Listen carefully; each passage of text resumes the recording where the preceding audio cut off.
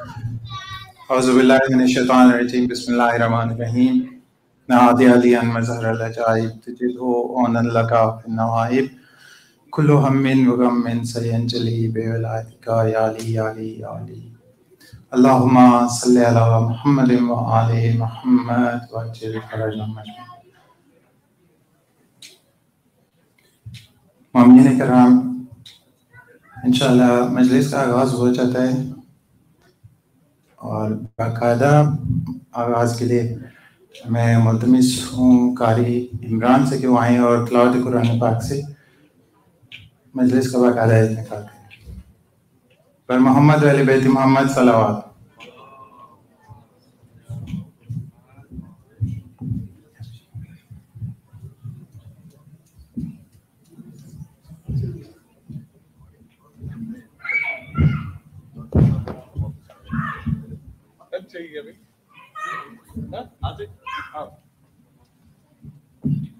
أعوذ بالله من الشيطان الرجيم بسم الله الرحمن الرحيم والتين والزيتون وطور سينين وهذا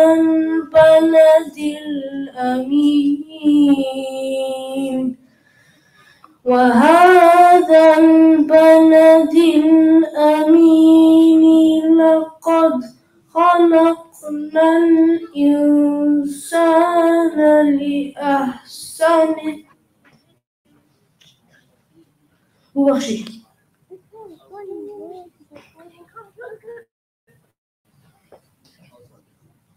ثم رددناه في أحسن التقويم ثم رددناه في أسفل سافلين الذين آمنوا وعملوا الصالحات فلهم أجر غير ممنون فما يكذبك بعد بالدين أليس الله بأحكم الحاكمين صدق الله العلي العظيم اللهم صل وسلم وزد وبارك على رسول الله وآله الأطهار على رسول الله وآله الأطهار محمد صلوات.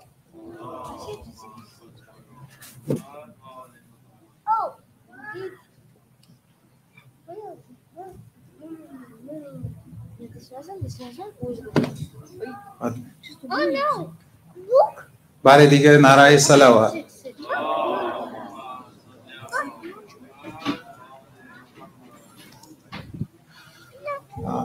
Now I would like to request Qibla Syed Sarmadi Rizvi to come up on stage and deliver the English speech by Muhammad Ahl Bayt Muhammad Salawat.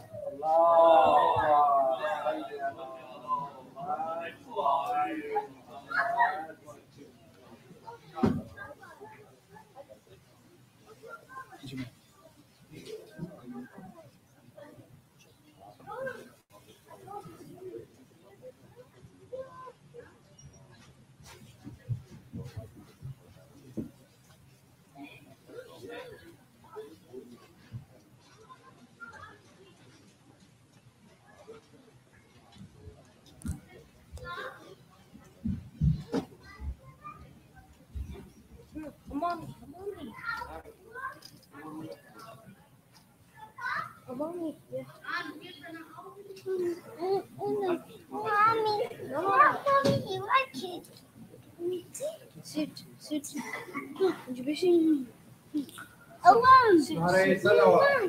صل على محمد رحم الله من قرأ الفاتحة.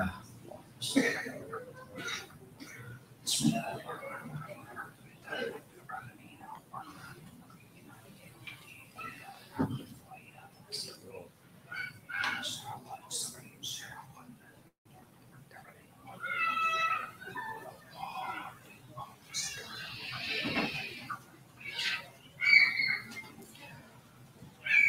لا حول ولا قوة إلا بالله العلي العظيم.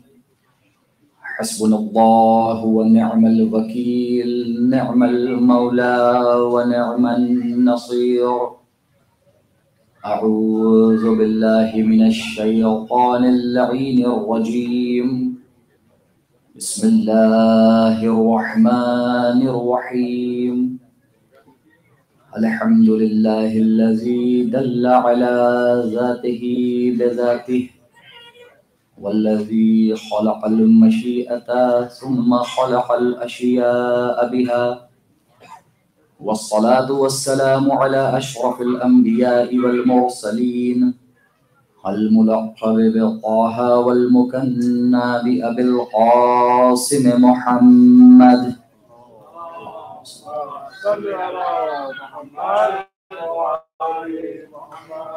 وأهل بيته الطيبين الطاهرين المعصومين المنتجبين المنتخبين المظلومين، الذين أذهب الله عنهم الرجس وطهرهم تطهيرا.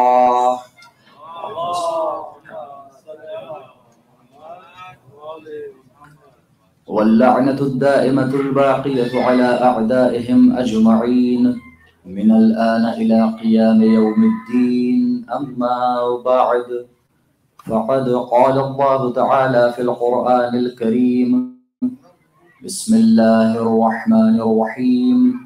إنما وليكم الله ورسوله والذين آمنوا الذين يقيمون الصلاة ويؤتون الزكاة وهم راكعون. صدق الله العلي العظيم. صلوات محمد وآل محمد.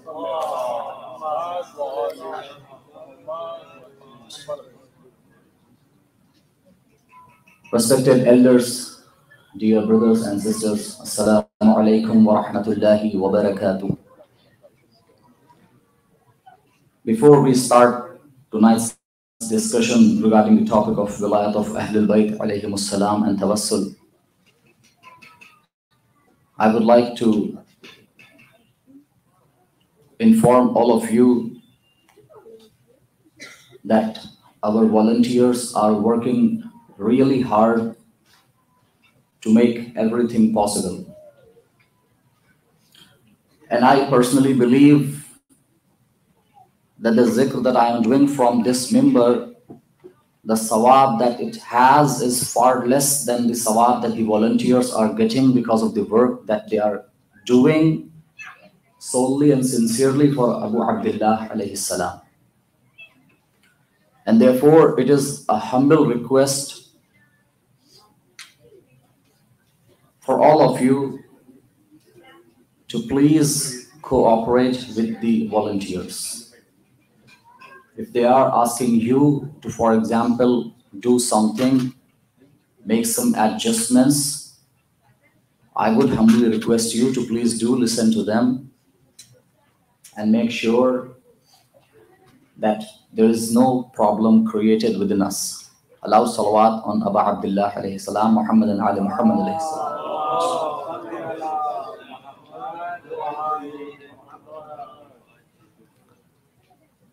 Last night, we were discussing the reality of al-wilayat al-takwiniyah, and we told you about the different opinions of different scholars regarding the view they have about wilayat al-takwiniyah.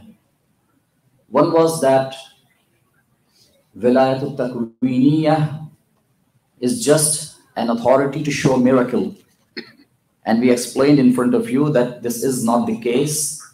because miracle is shown to prove the truthfulness of a position that someone holds, for example, risalah or nubuwah. Another opinion of a group of scholars is that al-wilayatul takwiniyah is nothing but an accepted prayer. And we showed you from different narrations and even from Quran itself that it was not always the case that the prophets or the ma'asumeen used to pray to Allah so that He fulfills their wishes. Rather, they directly used to command things, and those things would obey their commands. The third opinion that we are going to discuss today, this was a recap of the last night's discussion that we had from this member. A third group of scholars believes that wilayatul takwiniyah is the tafwiz, that means delegation of authority.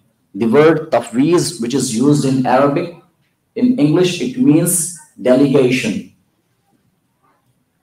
Now the delegation is of two types. The tafwiz itself is of two types. One is at-tafwizul istiqlaliyah, that means absolute delegation. This belief in itself is invalid, but what the people who believe in this notion, they say that all the authority over this entire universe has been given to Ahlul Bayt alayhimus salam by Allah, and now they are themselves running this world. They are now themselves managing all the affairs of this world and the entire universe. This is a false belief, because we have numerous verses in the Quran where Allah calls Himself Mudabbirul Amr. And when we have a verse in Quran where there is no if and but, where the verse is not at all conditional, rather it is absolute, we have to accept that the verse is talking about not a particular time, rather it is telling us that Allah is the Mudabbirul Amr, that is, He is the one who manages all the affairs from the beginning of this world till the end of this world. And therefore, to hold this belief that al-wilayatul takwiniyah is an absolute delegation towards Ahlul Bayt of the affairs of this entire universe, in the sense that Allah created Muhammad and Ali Muhammad and gave them the authority to manage the affairs of this entire universe, and He has now taken a back chair, for example. I do not have to do anything with this world. Muhammad and Ali Muhammad will run the affairs and manage the affairs of this universe. No, this is a batil aqidah. This is a false belief which must not be there, and this is against the very tawheed that we have been discussing in some of the parts of our speeches. If you could recite the salawat on Muhammad and Ali Muhammad.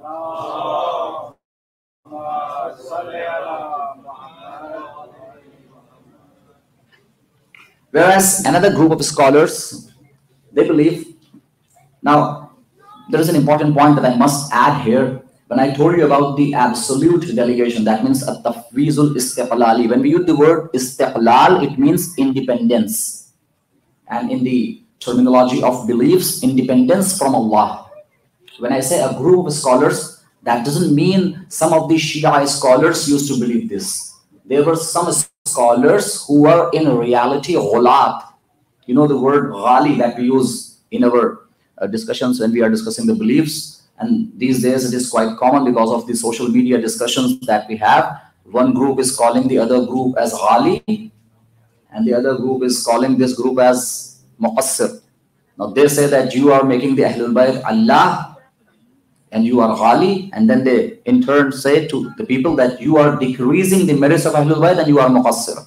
Of course, neither ghulu is correct nor taqsir is correct.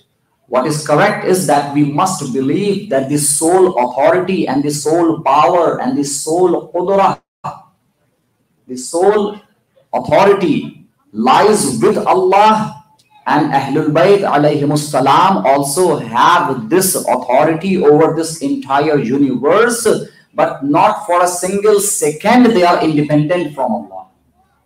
If only you have this single line in your mind, if you only have this single line inscribed on the tablet of your heart, know that you are always away from shirk, and what you believe in is real tawheed. Anyone having any power, any authority is, even for a blink of an eye, not independent from Allah. Now, within two brackets, let me add one more point here. Even if I am drinking this water, even in this case, I can be a muwahhid, someone who believes in tawheed, or someone who has tawheed in his existence, or I can be a mushrik. Even in such a simple case where I'm just drinking water. How? If you recite a salawat, I will let you know.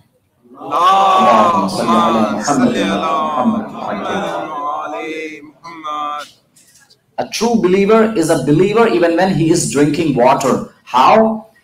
If I drink this water and I have this belief in my heart that this water itself has the ability, it is independent in having this ability to quench my thirst, this is polytheism and shirk.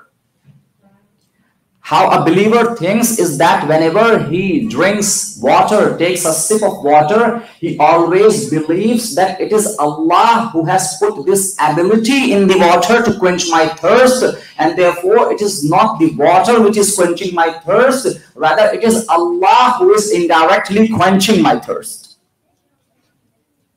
And so on and so forth. If I'm eating anything, it is not in reality the food giving me the energy. Rather, it is Allah who has put this energy in the food. It is Allah who has put this shifa in the medicine. And therefore, if my hunger is going away, if I am able to fulfill my stomach, if I am able to relieve myself of diseases using the medicines, it is only Allah who is giving me the food, and it is only Allah who is giving me the shifa through this medicine.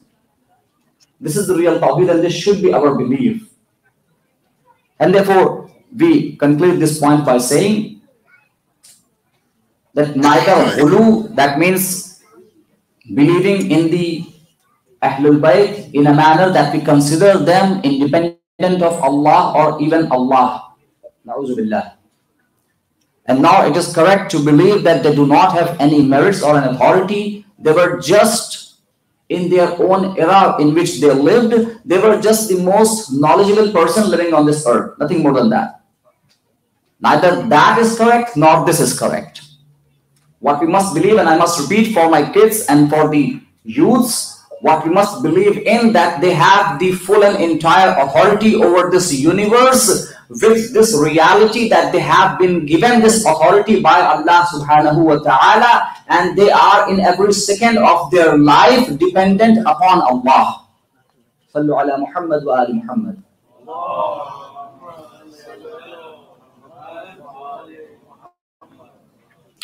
We discussed the first point, which was absolute delegation, which is of course false belief, and it is totally an invalid opinion.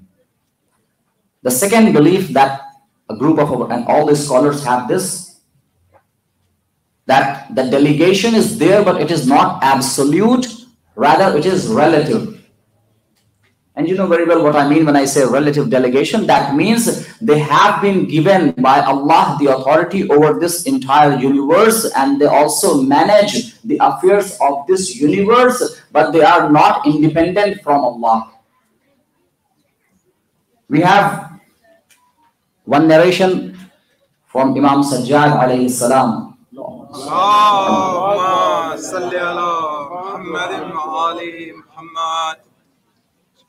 For example, not the narration itself, but we have in history that Ahlul Bayt alayhimus salam used to do some acts which were not naturally possible.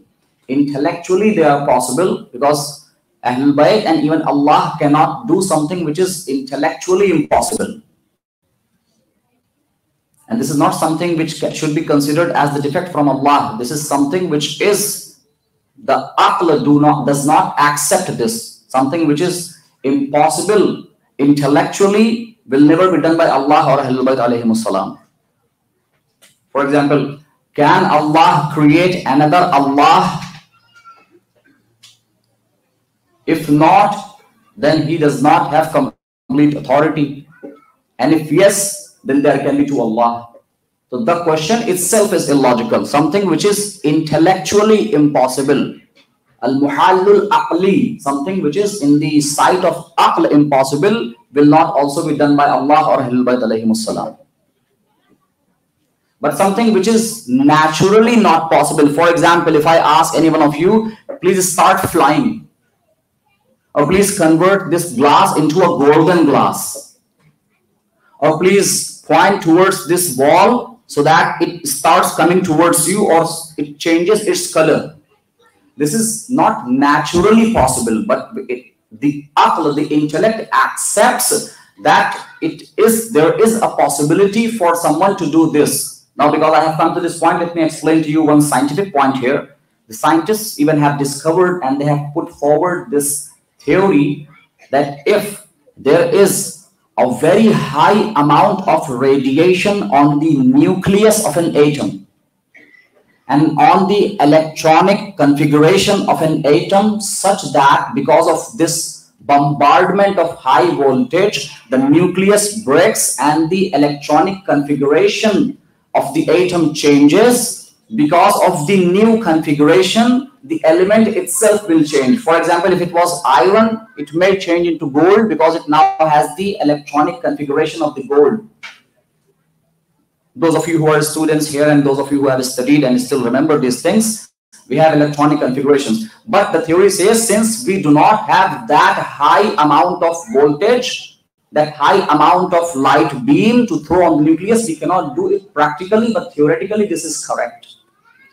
And that is why we see in history someone who himself was Noor, and he has the highest voltage of light, pointed his finger towards the wall, and the wall changed itself into a golden wall. Sallu ala Muhammad wa ali Muhammad.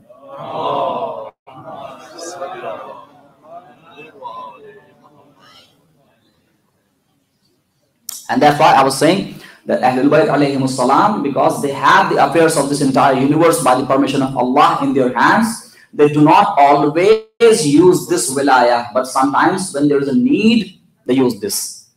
For example, we have in narrations that when Imam Sajjad alayhi salam, along with all the family members, was in the jail, in the dungeon of Syria, in the dungeon of Sham, and here Imam Hussein's body was lying in Karbala.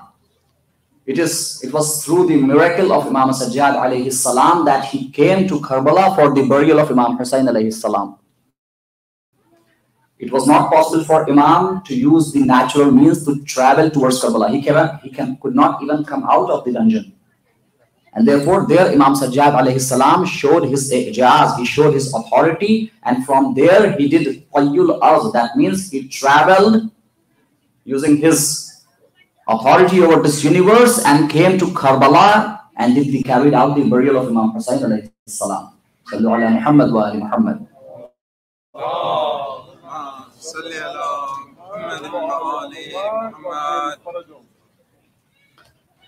The fourth opinion that the scholars, a group of our scholars holds, is this, that this al-wilayatu sallu ala Muhammad wa ali Muhammad. Please come forward if you can.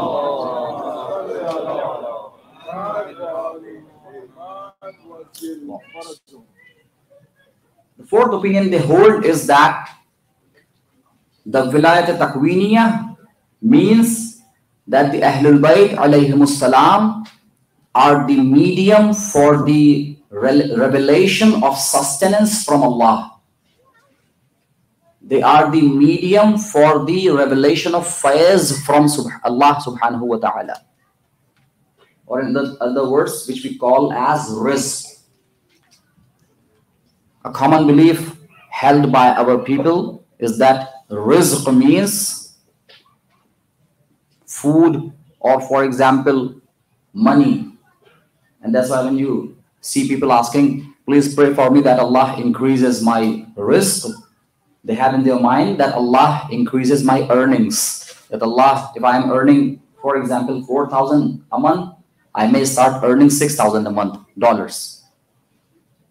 Rizq is not only food or money. Rather, anything coming down from Allah is rizq. So even the wahy is rizq.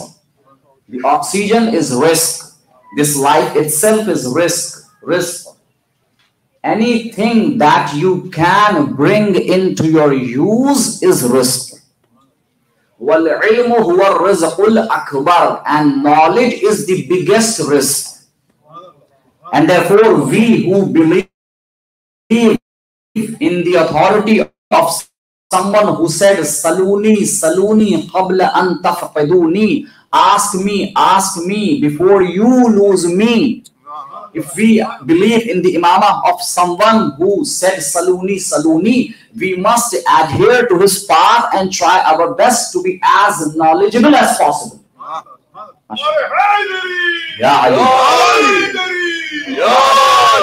This is a message for our kids. This is a message for our kids, our younger brothers and sisters. Try to gain as much knowledge as possible. Now, there is an important point that I was thinking about how to adjust it within my speech, and Alhamdulillah, I have come now to this point where I can use, where I can tell you that point using these sentences that I said, that Al-ilmu huwa rizqul akbar. Knowledge is the biggest sustenance. This is the biggest risk, and we must strive our best to seek knowledge. And there is a problem in today's era which must be solved from this mimbar, and the message should be conveyed to the younger ones. What is that?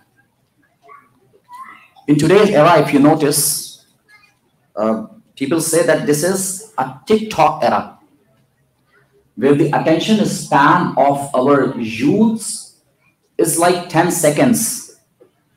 Even if they are watching a movie which is, for example, 3 hours long, they started feel boring. They started feel bored. And they say that it is such a long movie, I cannot watch it. Even though it is a movie which is kind of interesting for them, it is not something like a Muharrum where they do not have any interest to watch. But still, they are like a TikTok generation where their attention span has reduced to 10 seconds. However, what is expected from a believer is that when he stands on the prayer mat, he should have the presence of heart in prayers. And only that part of the prayer is accepted which was carried out with the presence of heart, with the huzur qalb. Or else that prayer is folded and thrown on our faces. Because while you are saying, Alhamdulillahi Rabbil Alameen, my salary has not been reimbursed yet. Ar-Rahman Ar-Rahim, I have to pay my taxes. Maliki Yawmiddin, my wife is angry with me, I have to buy her a gift. And these things. Or for example, you are reciting namaz and there was a break and you are just thinking, this time Messi should score at least 3 goals. Or Virat Kohli must score a century today. These are things which happen. Personal experiences and the experiences which people have shared. Now, always remember that namaz has been called as the mi'raj of mu'min. As-salatu hiya mi'rajul mu'min.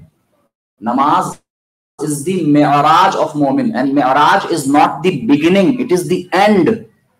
So therefore, if you are coming on the prayer mat and then worrying about the presence of heart, it will never solve your problem.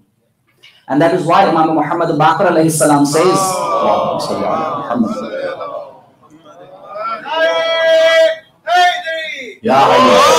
MashaAllah. And therefore, Imam says, if you would like to have presence of heart in your prayers, do not work within the prayers, work outside the prayers. And even when Ayatullah Bahjat Rahmatullah alayhi was asked, how should we have presence of hearts in our prayers? He said, is it only the prayers where you should have the presence of heart? Or is it like 24 hours you should be considering yourself present in the mahzar of Khuda? You should be considering yourself present in the presence of Allah, in the presence of Imam.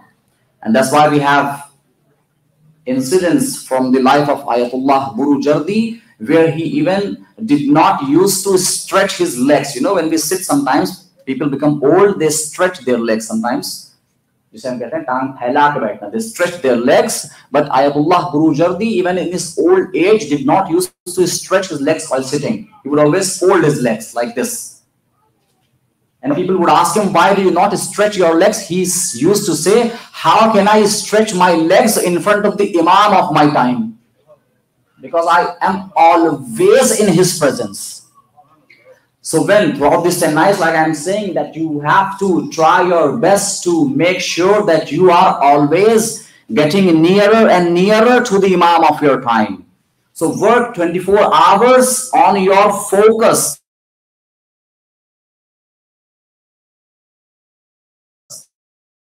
The point from which we started this social stand has reduced, is going down on TikTok and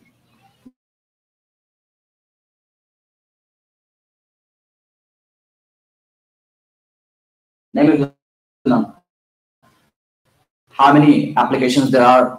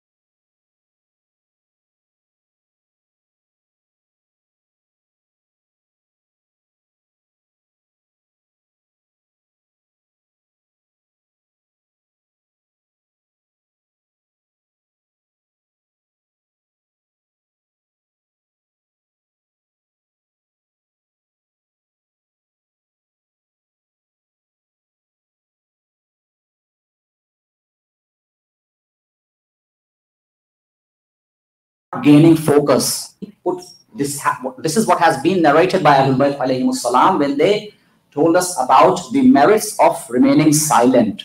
That sit in a place silently and focus on yourself. One who identifies his self identifies his Lord. Because Lord, Allah has put his signs in our souls.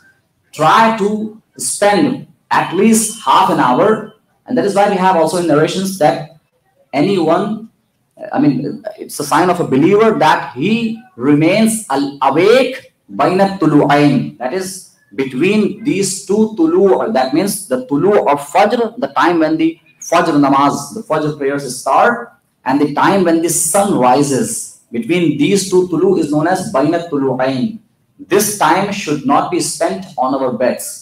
We have this habit that after the Fajr prayers, we straight away go to our beds. Sometimes we are helpless. But try your best to remain on the prayer mat, sit silently and just think about yourself. Why you have come to this world. What is the purpose of your creation? How far you have achieved that purpose. And you will feel yourself moving closer towards the Imam of your time. Sallu ala Muhammad wa ali Muhammad.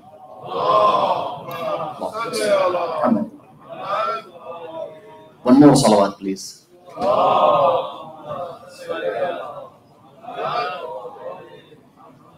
And because this is our the first and the last duty, we have been created to worship Allah. Allah's worship can only be done once we have the cognizance of Allah. And the cognizance of Allah can only be gained once we have the cognizance of Ahlul Bayt alayhimus salam.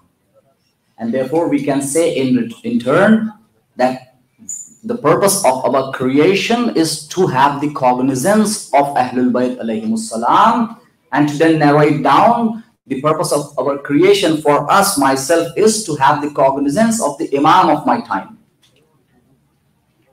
Because the more I identify him, the more I have his cognizance, the closer I will get to him, and the more I will be ready to sacrifice anything for the sake of his result. And that is why we see in the land of Karbala that not even the older ones, not even the younger ones, even children were ready to sacrifice their life for the Imam of their time, Imam Hussain alayhi salam. If you could turn on the lights, please.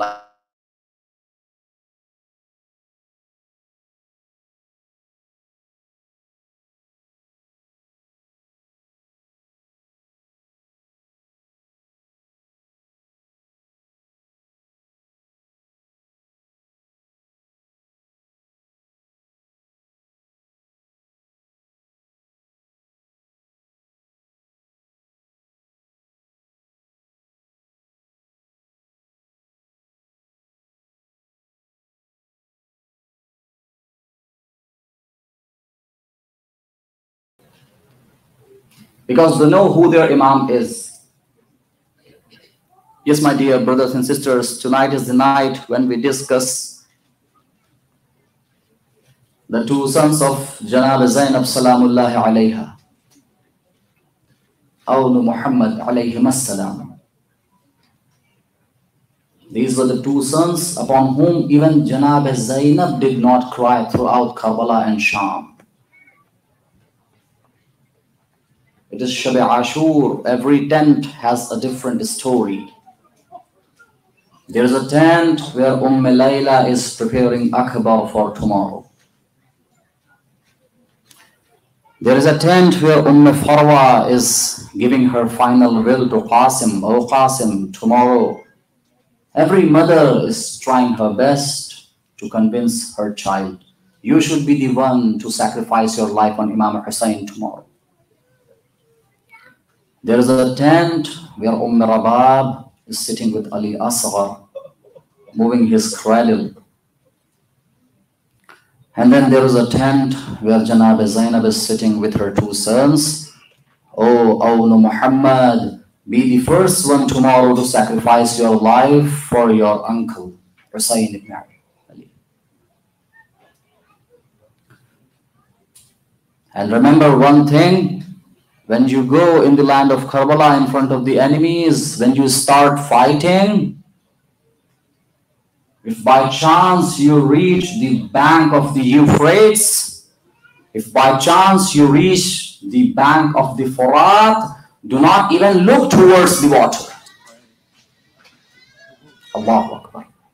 The day of Ashura comes, and now these two brothers, Awnu Muhammad, we have difference of opinions in narration. Some say they were like 10 or 11-year-old kids. Some say that they were like adults, but we do not have any discussion regarding that. Their Mazlumiyat still remains there.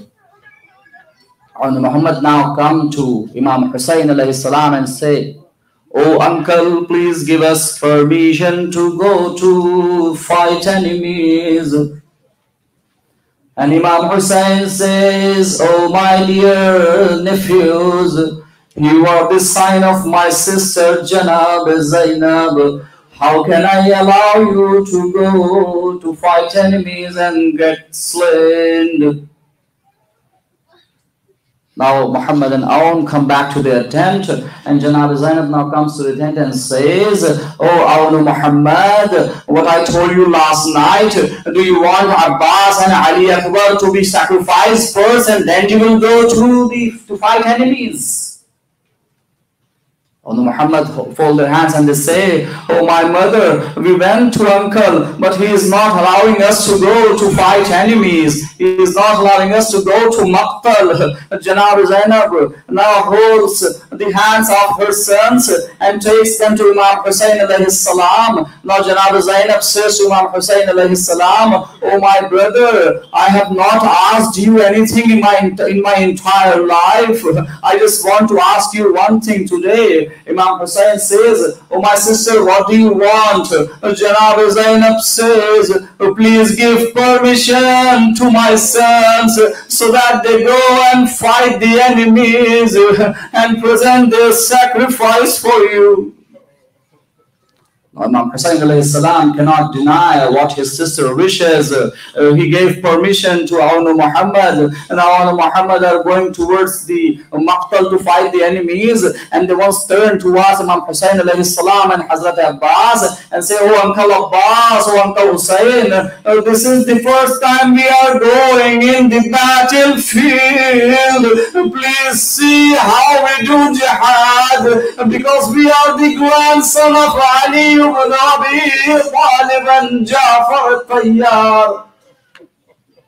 Now these two children, you know very well, these two children now go to the battlefield. They keep fighting the enemies. They keep fighting the enemies and sending them to hell. And the enemies now know very well that these children are from Bani Hashim. They cannot be killed like this because their horses were together. They were fighting with the enemies and keeping themselves together. And now enemies tries to send a few camels between these two horses.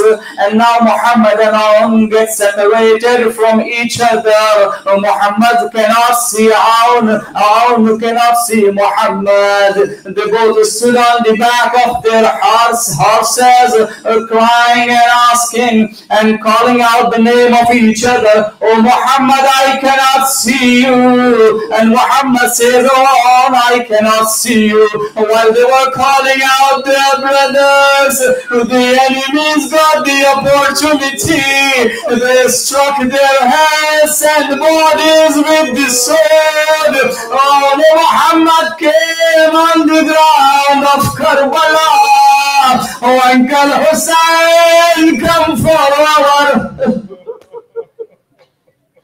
Oh, Uncle Abbas, come for our help. And now Imam Hussein comes for the help.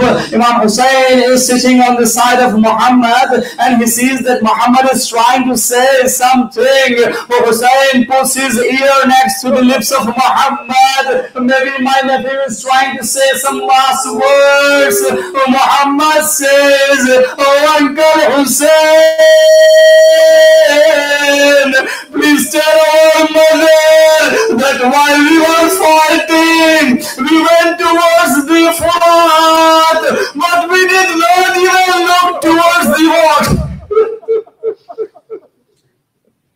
We did not even look towards the water like our mother told us." And then they left this world. Imam Hussein and Hazrat Abbas brought the bodies of Maulana Muhammad to the tent where the bodies of Shuhada were kept. Someone asked, "Where is Zainab?" Call Zainab. His two sons have sacrificed their lives. A lady goes to one of the tents and sees there Zainab is putting his hands like this. "Oh Allah, please accept my sacrifice. Please accept my sacrifice. I will be thankful to you." ألا لعنة الله على القوم الظالمين فسيعلم الذين ظلموا أي منقلب ينقلبون إنا لله وإنا إليه راجعون. Oh Allah, please accept our prayers and the majlis. Oh Allah, many people have asked for